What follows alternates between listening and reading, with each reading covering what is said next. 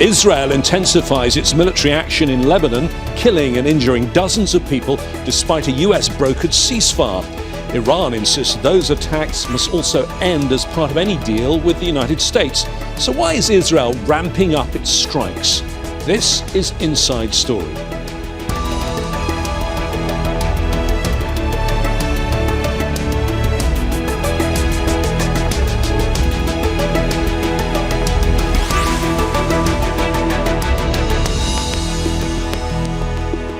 Hello again, I'm James Bays. Despite last month's US-brokered ceasefire in Lebanon, Israel is ramping up its attacks, more killings, destruction in the east as well as the south, and new orders forcibly ordering people to leave their homes.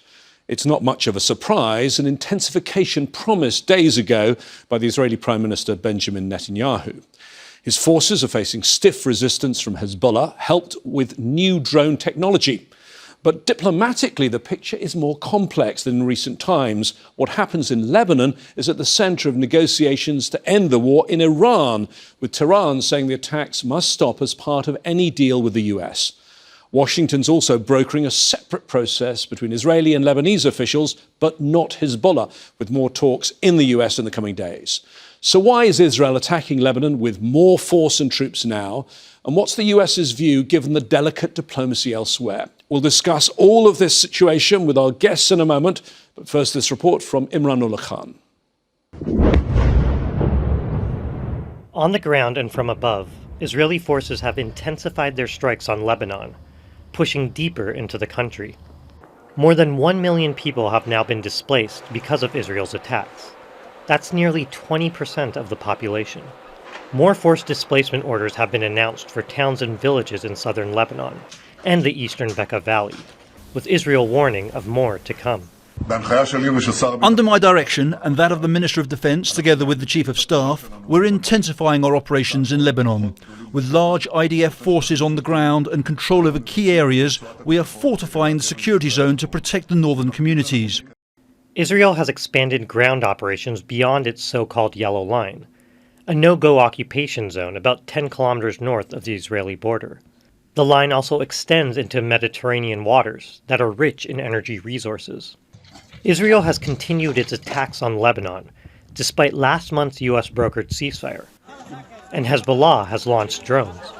Adding to the complexity of the situation, Iran has stated numerous times that any peace deal with the US must guarantee an end to Israeli attacks on Lebanon.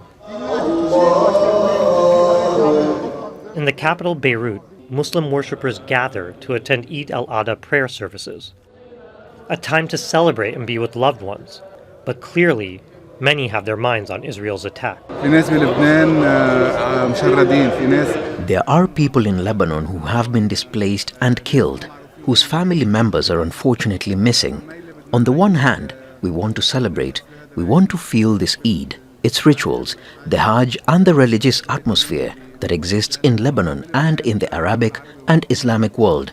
But on the other hand, we can't help but feel for our people, our brothers and our families. With the next round of peace talks set to take place in Washington between Israeli and Lebanese officials next week, millions of Lebanese are hoping stability will come and the attacks will stop soon. Imran Khan, Al Jazeera for Inside Story. So a complex, fast-moving and fluid situation to discuss. We have the right people to make sense of it, though, on today's Inside Story. In Beirut, Najat Aoun Saliba, an independent member of the Lebanese parliament. In Miami, Rami Khouri, distinguished fellow at the American University of Beirut.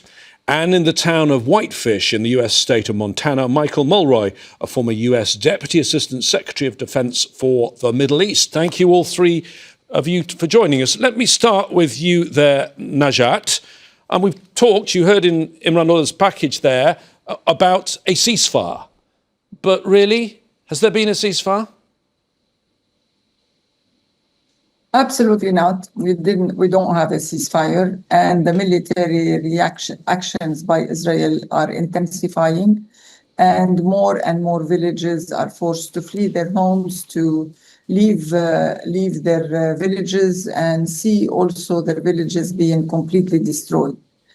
it seems like Israel, every time there is a peace talk agreement in discussion, Israel takes revenge from people and starts bombarding left and right. There is no excuse for this escalation that is taken out of proportion between what Hezbollah is doing. And mind you, I'm not really,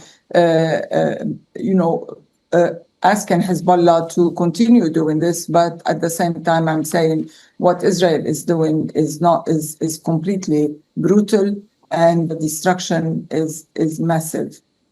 Rami, there were actually two attempts at a ceasefire, weren't there? Back on the 8th of April with the Iran ceasefire, Lebanon was supposed to be covered.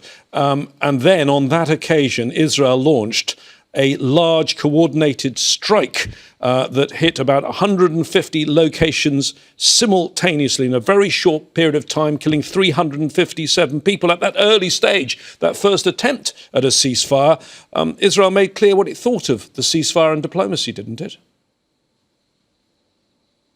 Well, for Israel, ceasefires are an opportunity to expand the other dimensions of their policies, which is to occupy more land, kill more people, destroy more institutions, decimate critical institutions like medical services, water services, educational services, and bring in the United States and occasionally others in the world to twist the arms of weaker Lebanese or Palestinian or other Arab countries, and to allow Israel to achieve its bigger goal, which is to be the dominant player across the Levant, Western Asia.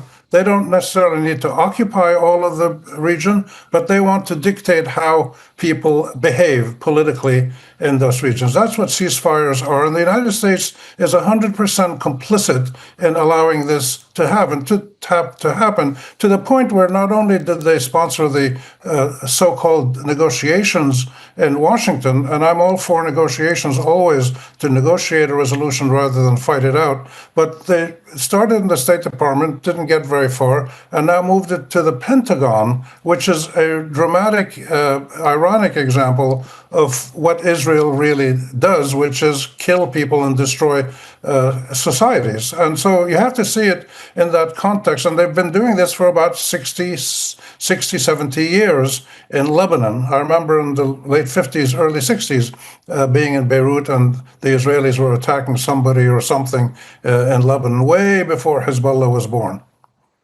Michael, you were a senior Pentagon official in the first Trump administration. You heard Rami saying that he believes the US is complicit right now. There should be a ceasefire. The US is not enforcing it. Is that how you see things?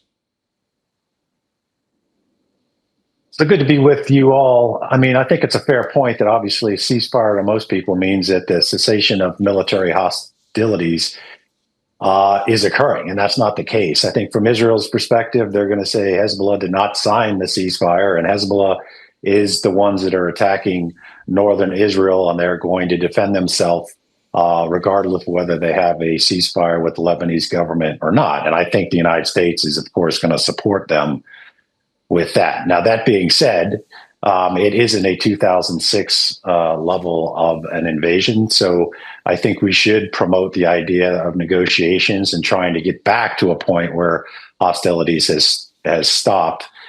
So this idea that the ceasefire continues, I think, has at least some value to do that. The other part, as far as moving this over to the Pentagon, generally that's not the case. I mean, the Pentagon does have a very good relationship with the Lebanese armed forces, but the idea that the Pentagon is supposed to enforce a ceasefire, which is a diplomatic act, not a military one, is just odd. It certainly indicates to me that it's more about coordination with the IDF than it is about enforcement. The Pentagon does have people that are involved with policy, of course. That's like the position I was in. But ultimately, when it comes to leading U.S. foreign policy, which is adherence to ceasefire agreements that the U.S. has promoted, that's the State Department backed up by the Defense Department, not the other way around. Najat, we're at an interesting moment right now.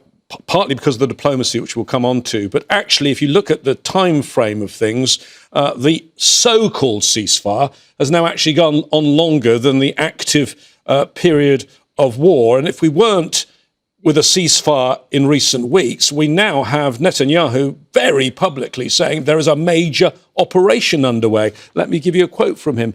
He said to his military, press on the pedal even more. What do you think about what the Israelis are doing right now militarily, because they're on the advance? Well, it seems like the US are doing, the Israelis are doing exactly the same scenario as the Gaza scenario. They kept bombarding and occupying territories, thinking that they can implement or imply a new order. And with that new order, they can gain more leverage in the negotiations. I think with this going forward, this way, meaning the military actions are increasingly brutal and major destructions are going on, this is not going to help the negotiations. It's going to actually put more challenges on the negotiations. For the longest time, Israel was calling Lebanon to do direct negotiations, and we salute the president of Lebanon for taking this bold move and calling for direct negotiations. Having done this, I think Israel, if they really wanted the peace and the negotiations to move forward, I don't think they would need to escalate as much as they have done it. And so this is just like enforcing new orders on the ground before the negotiations go more forward. And this is not a good situation for Lebanon at all.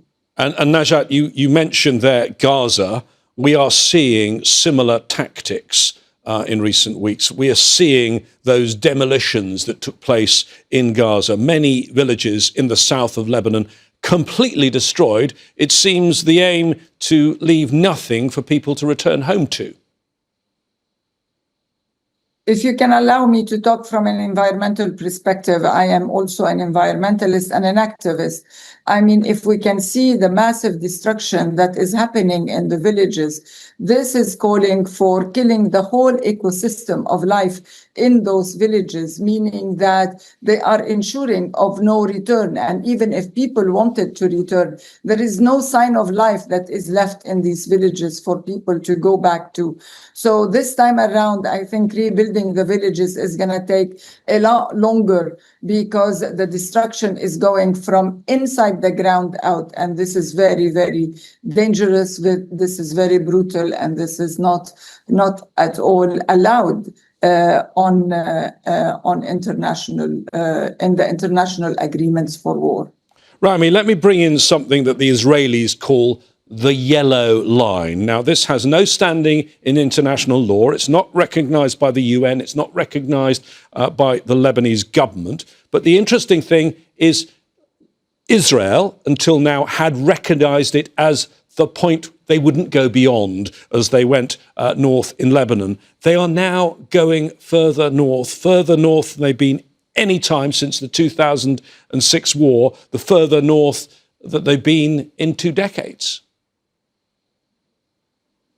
Yeah, the Israelis and international law cannot be mentioned in the same sentence without breaking out in great guffaws of laughter. Because what the Israelis did with direct American complicity, and sometimes Britain and others, in the last 4 or 5 years before the Gaza genocide, before the genocide in Gaza, they collectively carried out a slow-motion genocide against international law, human rights protections, international institutions, civil society, all the groups in the world who try to let ordinary people live a decent life and let all people, Israelis, Palestinians, Lebanese, live a decent life. That structure has been demolished with direct American complicity, but mostly driven by the Zionist ethos of the Israeli state. Not all Jews in the world, not all Israelis necessarily accept that, but the Israeli government does. And this yellow line is just the latest gimmick that they're using. It's like, you remember the old food distribution humanitarian centers? You remember that old ship that K they put in the water in Gaza 2 years ago, the airdrops, all of these gimmicks. This is the act of theatrical, deceitful people like Donald Trump, like Benjamin Netanyahu, who play to the cameras really well, but do not adhere to any collective spirit of international law and equality among people of all countries, including Israelis and Lebanese and Palestinians. Before I bring Michael back in, Rami, perhaps I think it's useful to help people understand the geography that we're talking about here. I have been there a few times. You've been there many times. What is interesting is beyond that yellow line is a place called Nabatea. They've now issued illegal eviction orders for people in Nabatea. We're not talking some village, are we? We're talking a really large place with many thousands of people. I think it's also worth bringing in one of the most spectacular places I've ever been in Lebanon, which is Beaufort Castle, a Crusader castle on the edge of Nabatea with the commanding heights above the Litani River, designated as a UNESCO site that should be off limits in war. And yet there are attacks around that ancient monument too. Yeah, Nabatea is really an important symbol because it is a major town in the very south of Lebanon, across the borders from Syria and Lebanon and Israel. And it's been a strategic commercial link in the whole Levant and on the trade routes to the east and the south and Europe for centuries, millennia even in some cases. And the Israelis are systematically destroying. When you destroy Nabatea, you destroy the ability of villages and farms and institutions all around the south to live a normal life. If they need to go to a hospital, if they need to get the government work done or whatever. So this is part of the genocidal work that Israel is doing. They're not trying to do genocide in all Lebanon like they did in all of Gaza and are doing in the West Bank, but they're using the South as a warning to those negotiators now sitting in the Pentagon, to both the American and the Lebanese negotiators. They're saying, if you don't agree to our terms, which is essentially surrender and become a supplicant vassal state to Israel. If you don't surrender to our terms, this is what's going to happen to all of the South. And now they've gone further beyond the Litani River and up more into the eastern Bekaa. They've always hit Beirut. So this is really what the Israelis have been doing. And they've been doing it for 60, 70 years. There's nothing new about this. Okay, let me bring in Michael for his assessment of what exactly Netanyahu is trying to achieve, because you used to be one of those officials in the Pentagon. Is it just a response to Hezbollah? That's what he says. Is it about gaining territory in Lebanon? Or is it trying to sabotage the other diplomacy that's going on, the diplomacy around Iran, which Netanyahu, we know, can't like? James, it might be all the above. I'd start with the idea, of course, every country has the ability, the authority to defend themselves, but they have the requirement, responsibility to do so under the law of armed conflict, which means you have to mitigate your military actions when it comes to civilian casualties, try to avoid them, of course, and everything that goes with that. I'm sure the Israelis will say they are, but I think ultimately that needs to be determined by an independent group, if you will. Whether they are actually pushing this right now, because it seems like we're on the cusp of an agreement between the United States and Iran, I think is quite possible. I mean, I don't know why you would launch a major operation to go beyond your artificially established line of advance at the same time that we're having a meeting in the White House today for the United States to potentially finish this memorandum of understanding with Iran. And we all know Iran is including the peace in Lebanon as part of their agreement for regional peace. Okay. I hope the United States, and I'm pretty sure they will. Let me pursue that idea with you, because Trump is facing a very tough choice. Some might argue he's been dithering about it for weeks. Accept Iran's deal that Iran's put on the table, which is pretty unpalatable politically. Restart the war, which is possibly unwinnable and pretty unpalatable politically too, or do nothing And the economic consequences, well, they are pretty unpalatable as well. So 3 unpalatable options facing the president. When he's faced with such a difficult decision, do you think he's even thinking about Lebanon? Well, I think he has to. That's part of the agreement with Iran. We've seen today that it's being reported that the MOU from Iran states it's unlikely that the United States can accept that. It essentially gives control, sovereignty of the Strait of Hormuz to Iran by the United States, which of course doesn't have the authority to grant anybody sovereignty over an international waterway. That would be considered a strategic failure. Even if they're allowing ships through, if they want authority, that probably means some kind of fee. They'll call it whatever they will, but that will be deemed a strategic failure. There's also apparently a part where it says the U.S. military has to pull out from the region around Iran. I don't know what that entirely means, but it could mean a lot of the countries that we currently have bases in, like Qatar, like the UAE, like Kuwait. If the United States were to agree to withdraw forces from the Middle East, that would be clearly a strategic failure for the United States. So just knowing those 2 points, if they're accurate, the U.S. can't sign that agreement. Then the other 2 options are not good. But the president's going to have to decide, is he willing to leave this as a stalemate where the regime loses money every day and have a hard time funding itself? But of course, the economic impact around the world continues, and that includes the United States, and we're heading toward an election. Or he escalates. And escalation isn't just something that the United States will do. Iran's likely going to counterattack, and he's going to counterattack, or they are going to counterattack probably against the energy infrastructure in these Gulf countries, which would further exacerbate the very issue that Iran believes it has leverage over the United States by using. So very bad choices ahead of us.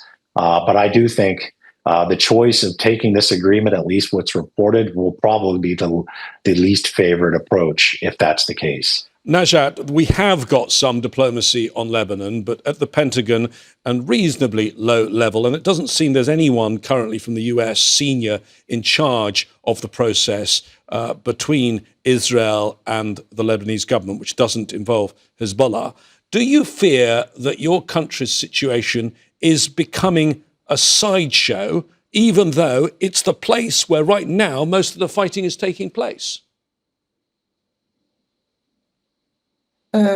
Yes and no. I mean, yes, we don't feature in the big picture, especially when it comes to the U.S.-Iran peace negotiations and peace agreements. But at the same time, we have had the war for the longest time. And we have now a president and a cabinet of ministers that are calling for diplomatic solutions and are actively engaged with many countries in the international community and in the Gulf countries, calling for help and support in order to push forward the diplomatic solutions. So there is an opportunity here because for the first time we have a president that is standing at equidistance from all the parties in Lebanon, and we have a prime minister who both agree that the diplomatic solution is the best solution going forward. And this gives us a little bit of hope that all their efforts is going to lead somewhere. We understand that the negotiations right now are going to be more challenged by the invasions and the escalation that Israel is doing, but we definitely support the cabinet and support the president in going forward, because we understand that there is no other solution. The military solution is not an option in our case, and we want the diplomatic solution to succeed, even though we have many challenges around that. And Rami, of course, as ever with Lebanon, ever since I've been visiting it, it's the people who are suffering. And the humanitarian situation is one of the worst it's been for many decades right now. Where would you say Lebanese public opinion is right now? And I fear the answer you're going to give me is deeply divided.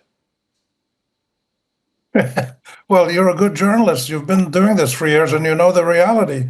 The Lebanese are very divided, as are the Americans, as are most people in the world on these big sticker items in their own country. The majority of Lebanese don't want Hezbollah to initiate big wars with Israel, which generate invasions, which generate 20% of the population being moved out of their homes and massive destruction.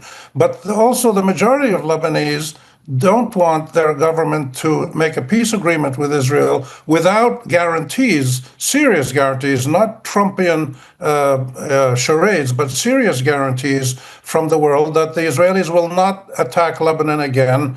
And of course, that requires an agreement with Hezbollah, which is what the Lebanese government should spend more of its time doing, negotiating with Hezbollah and indirectly with Iran to find a peaceful resolution of this conflict, which essentially needs somebody in Lebanon to protect Lebanon. The Lebanese government is not able to do it for various reasons.